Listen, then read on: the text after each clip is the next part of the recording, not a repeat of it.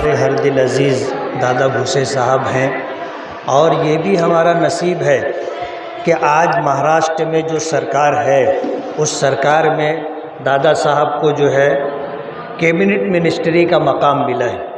मालेगांव की तारीख़ में मैं समझता हूँ कि ये पहला मौका है कि ये दोनों चीज़ें एक साथ मालेगांव वालों को मिली। और हमें ऊपर वाले की ज़ात से उम्मीद है और दादा के ऊपर हमें बहुत ज़्यादा एतमाद और भरोसा है कि इंशाअल्लाह मालेगांव का विकास होगा। आज हम जिन 4 कामों का इफ्तिताह किए हैं, उद्घाटन किए हैं, उनमें मुशावरत चौक से सुपर मार्केट तक और न्यू ताज होटल से, पुराना ताज होटल से ले कर के मुमताज़ चौक तक और महादे मिल्लत से ले कर के अवाड़ी नाले तक और नए सलाटर हाउस से ले कर के रज़ा चौक तक रोड की तामीर की बात है। ये इब्तिदा है नियोजन समिति के ज़रिए से और इंशाअल्लाह सरकार के ज़रिए से दादा साहब के ताउन और दादा साहब का साथ ले कर के हम मालेगांव के नाक नक्शे को बदलने की कोशिश करेंगे। अभी जिन जिन रास्तों से गुज़रे दादा ने उन रास्तों को देखा और देखने के बाद रास्ते की ख़राबी का एहसास किया और जो बात हुई है उस बात के पेश नज़र इंशाअल्लाह आने वाले दिनों में नियोजन समिति के ज़रिए से और एमएलए फ़ंड के ज़रिए से, सरकार के ज़रिए से हम मज़ीद फ़ंड ला करके रोड और दीगर ज़रूरियात की तकमील का काम करेंगे।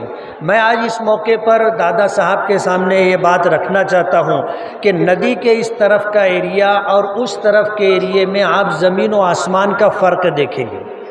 वजह उसकी यह है कि 67% मेरी कॉन्स्टिटेंसी के अंदर लोग झोपड़पट्टियों में रहते हैं, जहां मूलभूत सुविधा भी नहीं है, रोड नहीं है, गटर नहीं है, लाइट नहीं है, पानी का नज़्म नहीं है। आज मालेगांव को ज़रूरत है।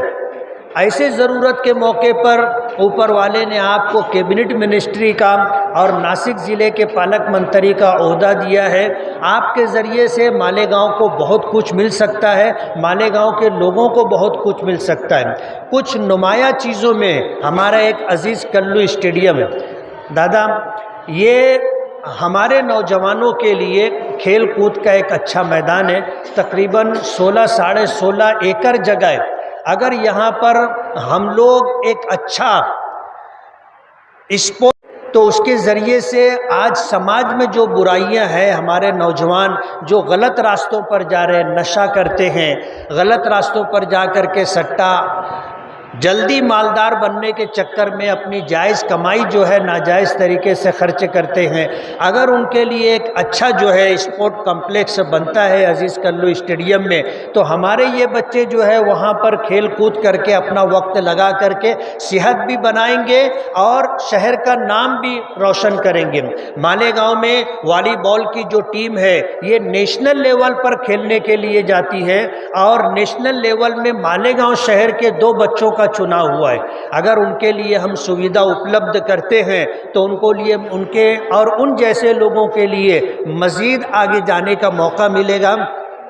मैं दादा भूसे साहब को ये याद दिलाना चाहूँगा कि स्पोर्ट मिनिस्टर से मैंने 5 करोड़ रुपए का फ़ंड मांगा है। मुझे इस सिलसिले में आपकी मदद चाहिए कि अगर आपने उस सिलसिले में अपना कवरिंग लेटर दे करके और अपने स्पोर्ट मिनिस्टर से आपने अगर बात करके सिफारिश कर दी तो हमारा वो काम हो जाएगा, बहुत आसानी से हो जाएगा।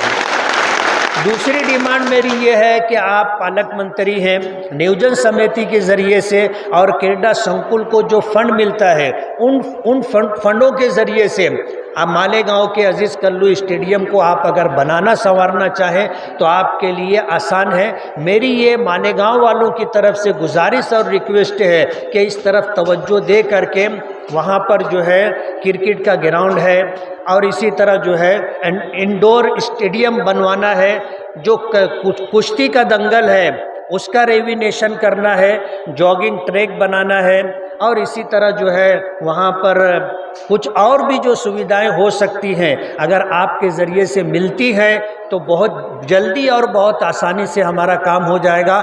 मैं दोबारा मालेगांव मेरी कॉन्स्टिट्यूंसी वालों की तरफ से आपका शुक्रगुजार हूं कि आप अपनी कोशिशों से जो फंड लाए थे उसमें से आपने मेरी कॉन्स्टिट्यूंसी के अंदर 4 रोड का फंड दिया। मैं उसके लिए आपका शुक्रगुजार हूं और आगे भी उम्मीद करता हूं कि आपका इसी तरह ताउन रहेगा और साथ रहेगा तो मालेगांव में बहुत सारे मालेगांव में ली गई। तो हमारे चीफ मिनिस्टर शिंदे साहब ने मालेगांव में ली। इससे पहले डिवीज़न की कोई मीटिंग मालेगांव में नहीं हुई। पहला प्रोग्राम था, मैं कुछ 5-7 मिनट ताख़ीर से पहुंचा था। मैं जब वहां पहुंचा वो प्रोग्राम ख़त्म हुआ तो शिंदे साहब मुझसे पूछने लगे कि आपकी गाड़ी कहाँ है। तो मैं तो 2 व्हीलर पे घूमता हूँ, मैं कोई जवाब नहीं दिया। हमारे दादा भूसे साहब ने हंस करके कहा कि हमारे मुफ्ती साहब 2 व्हीलर पे घूमते हैं। तो हमारे चीफ मिनिस्टर साहब ने मुझे इज़्ज़त दी और दादा साहब को इस बात का आदेश दिया कि मुफ्ती साहब को मेरी गाड़ी में बिठाओ। हम दोनों शिंदे साहब चीफ मिनिस्टर साहब के बैठने से पहले गाड़ी में बैठ गए थे। अब उस गाड़ी में बैठने के बाद ये प्रोग्राम चला 3-4 प्रोग्राम थे। अब जिस गाड़ी में मैं बैठा हुआ था मैं ये कैसे कह सकता था कि इस प्रोग्राम में मैं नहीं जाऊंगा, मुझे उतार दो, अगले प्रोग्राम में जाऊंगा आप मुझे बिठा लो। इस तरह की कोई बात मोरली गलत बात है। मैं साहब के साथ गाड़ी में बैठा हुआ था और जो ईदगाह ग्राउंड पर सभा हुई थी उस सभा में भी मैं गया था। इसलिए जो है मेरा ऐसा मानना है कि आज वो चीफ मिनिस्टर हैं और उसी स्टेज से उन्होंने मालेगांव अंडरग्राउंड ड्रेनेज के लिए ऐलान किया था। मेरे लिए एक प्रतिनिधि बोलो, एक नुमाइंदा बोलो और शहर की तरफ से एक आमदार बोलो, साहब का साथ रहना मेरा इसलिए ज़रूरी था कि हमारे शहर का विकास हो।